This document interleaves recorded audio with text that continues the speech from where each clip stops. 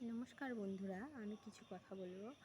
তো অনেকদের দিদিভাইরা বলছে যে মেয়েরা নাকি যখন কামায় তখন স্বামীদেরকে আর চিনতে পারে না, ফ্যামিলিকে চিনতে পারে না, তারা নিজেদের জন্য কামায়। তো আমি সেই দিদিভাইদের ক্ষেত্রে বলবো, দিদিভাই, কেউ ইচ্ছে করে বাইরে যায় না,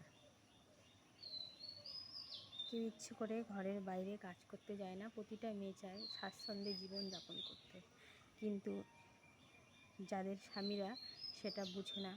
অনেক ফ্যামিলিতে আছে, দেখো এরকম ফ্যামিলি আছে যেখানে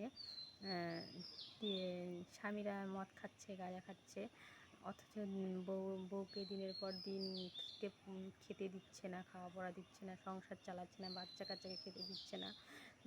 তো আর দিন রাত এসে টর্চারিং করতেছে। সেই সব ফ্যামিলিতে তুমি যাই একবার ঢুকে দেখো, সেই সব ফ্যামিলির মেয়ে